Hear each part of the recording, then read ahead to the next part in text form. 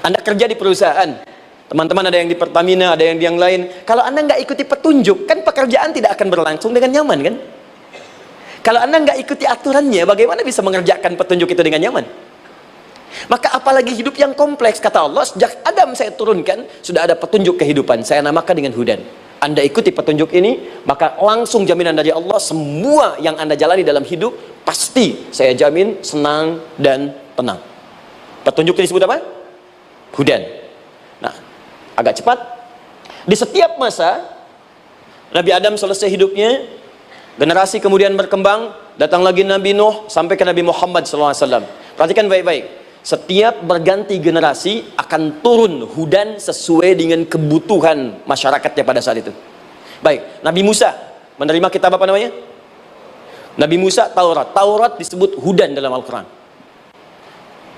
Muncul Nabi Musa, kitabnya disebut Taurat. Perhatikan baik-baik. Tahukah teman-teman ketika Taurat disebutkan dalam Al-Quran? Buka Quran surah ke-17. Ya, ayat yang kedua. Wa ataina Musal kitaba, kami berikan kepada Musa kitab. Lihat, wa ja'alnahu hudan li bani Israil, dan kitab yang kami berikan itu yang disebut Taurat, Ali Imran ayat yang ketiga, wa anzalat Taurata wal Injil, kami berikan Taurat kepada Musa. Nah, saat Allah turunkan Taurat itu hudan li bani Israil, isi Taurat ini adalah petunjuk kehidupan khusus untuk Bani Israel saja, umatnya Musa. Jadi kalau umat Nabi Musa mengikuti petunjuk hudan Taurat ini, kata Allah, saya jamin semua hidupnya tenang dengan senang. Nabi Isa turun Injil. Injil disebut hudan dalam Al-Quran. Dan yang terakhir, saya cepat karena waktu kita terbatas, ketika Allah menurunkan Nabi Muhammad SAW dan dipilih sebagai Rasul, maka saat yang bersamaan beliau pun diberikan petunjuk untuk umatnya. Dan dahsyatnya, petunjuk itu pun disebut dengan hudan. Buka Quran surah kedua ayat 185. Syahrul Ramadhan alladzi unzila fihi al-Quran. Di bulan Ramadan itu, kata Allah, saya turunkan Al-Quran. Kenapa saya turunkan Al-Quran? Hudal linnas. Saya jadikan Quran ini sebagai petunjuk, pedoman hidup linnas, bukan terbatas untuk satu komunitas, tapi untuk seluruh manusia sampai kehidupan berakhir. An-Nas disebutkan 241 kali dalam Al-Quran, menunjuk pada semua manusia tanpa kecuali. Ini bedanya Al-Quran dengan kitab sebelumnya. Taurat hanya untuk kalangan tertentu saja. Jadi selesai nabinya, selesai kitabnya. Injil hanya kalangan tertentu saja. Nabinya selesai, selesai kemudian misinya. Tapi Al-Quran tidak. Ini kalimat pertama langsung dari Allah. Walaupun nabinya wafat, tapi karena Al-Qurannya didesain oleh Allah untuk seluruh manusia sampai kehidupan berakhir, maka pasti Al-Quran itu di setiap masa akan mampu dijadikan pedoman dalam kehidupan. Jadi prinsip pertama, ketika Allah menurunkan Al-Quran, sebenarnya tujuan utamanya bukan sekedar dibaca, bukan. Tapi di dalamnya itu ada petunjuk hidup, Pak, Bu. Dan yang buat, yang menciptakan kita. Bukankah Anda kalau ingin memperbaiki sesuatu akan datang kepada penemunya, penciptanya? Anda punya handphone, ada masalah, kan datangnya ke counter handphone. Anda punya mobil, ada persoalan, bukankah datangnya ke dealer? Sekarang kita ingin tahu persoalan hidup kita, ingin tahu gambaran hidup kita, ingin tahu misi dan visi hidup kita. Kemana kita kemudian bertanya? Pada pencipta kita. Nah, kata Allah, ketika saya utus manusia pertama kali ke bumi, saya sudah turunkan bagaimana cara menjalani kehidupannya. Dan ternyata berita baiknya untuk kita diberikan oleh Allah satu petunjuk utuh, langsung disebutkan, isinya disebut dengan Al-Quran. Jadi dari Al-Fatihah sampai dengan An-Nas, dia bukan bacaan biasa. Semua di dalamnya ada petunjuk kehidupan kita, dari mulai bahkan dalam kandungan sampai kita wafat kepada Allah Subhanahu wa Ta'ala. Kalau diikuti petunjuk ini, langsung turun jaminan dari Allah, hidup kita pasti akan tenang dan nyaman.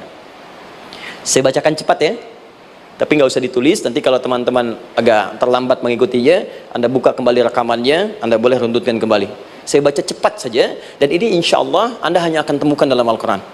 Nanti saya berikan rahasia di akhir sebelum kita akhiri. Yuk, satu, Anda silahkan bandingkan dengan buku manapun, referensi manapun, Anda hanya akan temukan dalam Al-Quran. Dari sejak sebelum lahir, bagi perempuan yang tengah mengandung, langsung Allah berikan tuntunan bagaimana agar kandungan itu berjalan dengan sehat, nyaman, dan mudah ke persalinan. Quran surah ke-7 ayat 189. Perkembangannya bisa diamati dan dicek kemudian, ya, baik ke dokter atau yang lain. Nanti perkembangannya disebutkan di Quran surah ke-22 ayat ke-5. Dirinci lagi di Quran surah ke-23 ayat 11 dari 9 sampai dengan 13. Kemudian mulai terlahir, dari lahiran diberi petunjuk oleh Allah. Nih, berikan ASI maksimal 2 tahun. Kalau ingin berhenti sebelum 2 tahun boleh, begini caranya. Quran surah kedua ayat 233. Dari sampai usia 2 tahun menjelang balik, kata Allah, berikan 4 pendidikan dini. Ini turunannya, disebutkan 1, 2, 3, 4. Jika Anda ajarkan ini, maka anak ini akan tumbuh. 1, dekat dengan Allah. 2, dijamin taat pada orang tuanya. 3, dia akan baik dengan lingkungannya. Dan 4, dia akan bertahan dalam kebaikan sampai dia dewasa. Quran surah ke-31 ayat 13 sampai dengan 19. Usia 7 tahun, ya, mulai dia balik misalnya, dia akan mulai belajar. Bagaimana cara belajar yang baik supaya cepat paham, gampang mengerti. Turun Quran surah ke-9 ayat 122.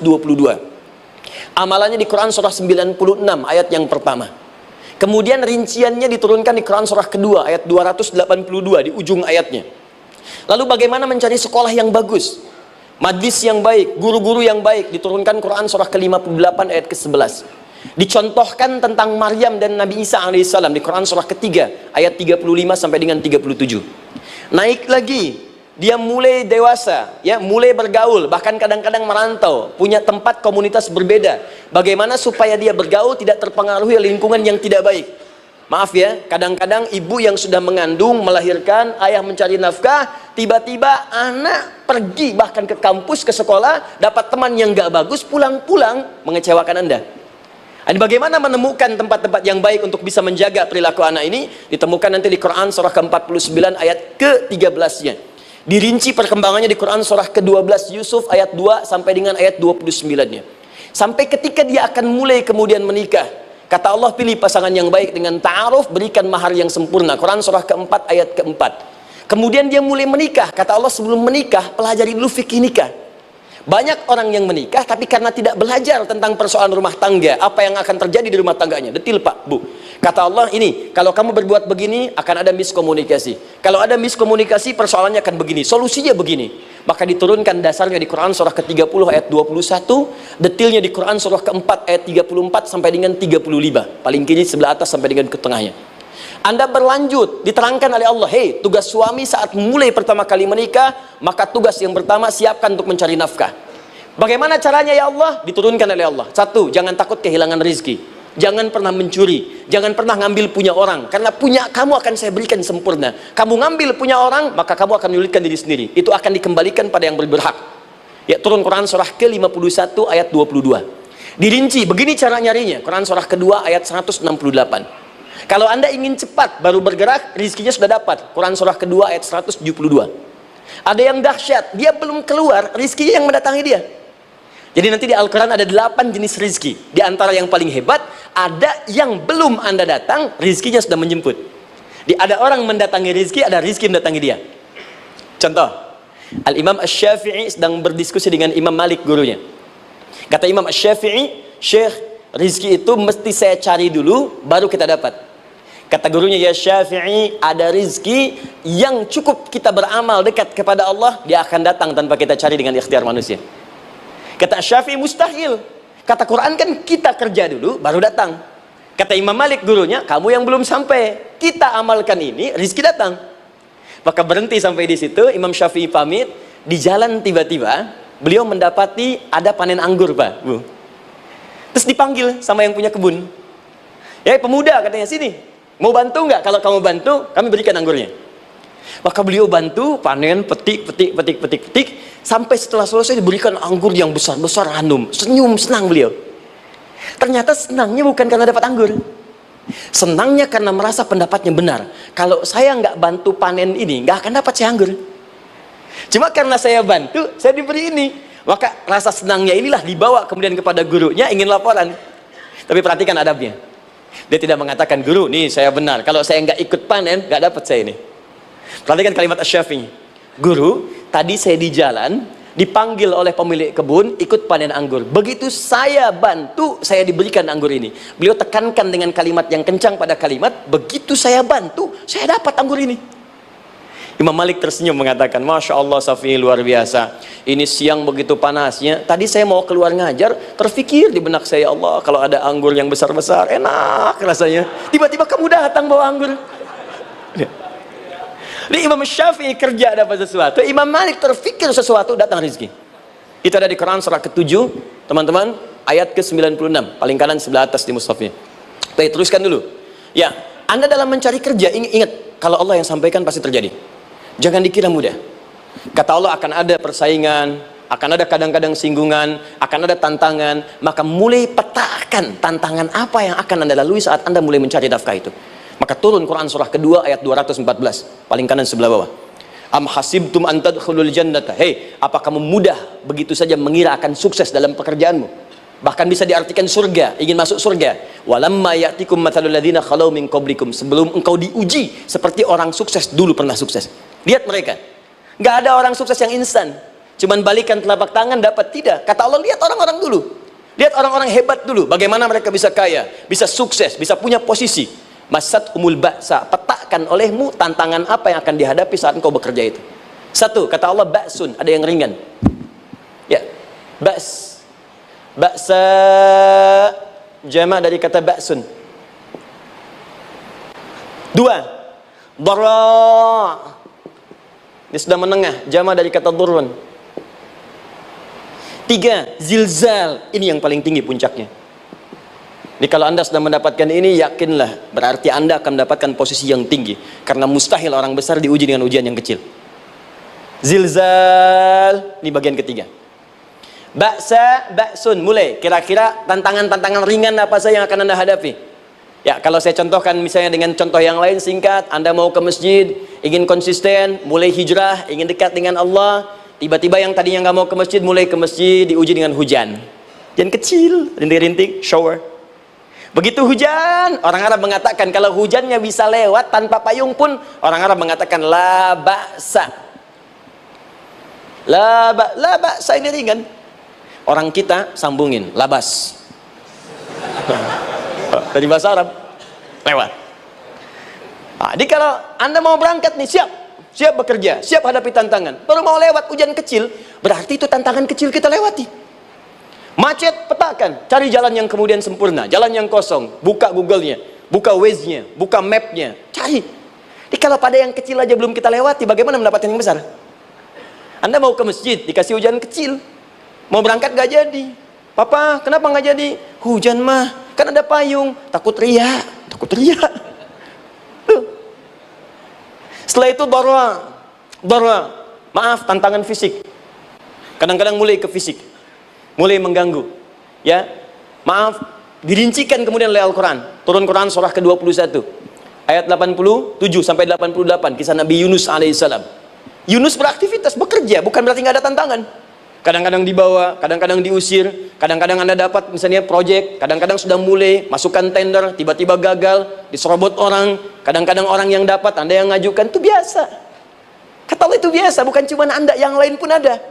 Bukankah Allah ajarkan kisah Sayyidah Hajar alaihissalam dengan Ismail? Bukankah bolak-balik naik sofa marwah, kadang di atas, kadang di bawah, kadang lihat peluang, sampai marwah ternyata bukan air. Terkadang Anda yang bekerja, tim yang lain yang mendapatkan karena kerja keras Anda, bisa jadi terjadi. Bukankah yang kerja keras Hajar yang dapat Ismail? Mungkin Anda yang konsep, yang dapat minyaknya orang lain. Mungkin Anda yang kerjakan, yang suksesnya teman Anda, gak ada masalah. Dan itu kemudian akan bermanfaat bagi Anda. Tidak mungkin setiap keringat yang keluar dari diri kita mustahil, kecuali akan melahirkan manfaat yang kembali pada diri kita. Tantangan. Tapi yang paling dahsyat, ini yang gak ditemukan di sebagian referensi yang kita baca. Ketika Allah menjelaskan semua tahapan-tahapan tantangan ini sampai ke puncaknya zilzal. Zilzal itu kalau bahasa sekarang gempa. Ada ujian yang menggoncang hati kita. Ketika Anda kerjakan, ya Allah, tantangannya dahsyat. Kenapa mesti saya, ya Allah? Kau nggak selesai-selesai, ya Allah. Itu wajar, teman-teman, itu biasa.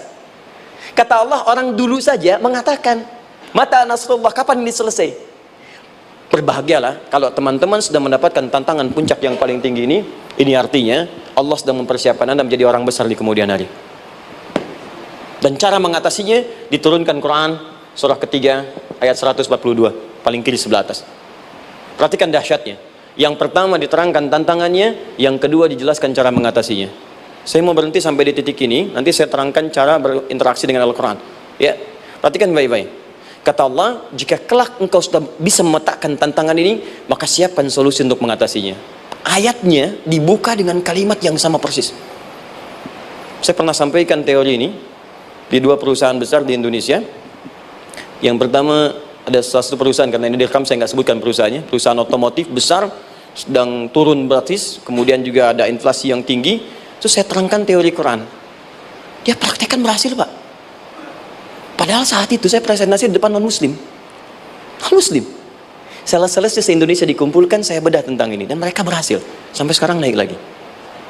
Yang kedua sama, ini direkturnya juga non-muslim. Tapi nggak apa-apa, kita diskusi. Dan mau mendengar teori ini. Dan praktekkan, naik. Ya, dulu di satu perusahaan minyak juga. Sedang turun, karyawan semua dikumpulkan. Lalu kita bahas tentang ini, kita terangkan. Yang ini yang paling menarik dari Al-Quran. Kalimatnya sama persis. Quran surah ketiga ayat 142. Am hasibtum an tadkhulul jannata. Apa Anda duga akan begitu mudah mendapatkan kesuksesan dalam hidup? Tolong fokus baik-baik. Jangan selalu mengartikan jannah dengan surga. Karena asal kata jannah itu artinya kesuksesan, kebahagiaan yang belum tampak.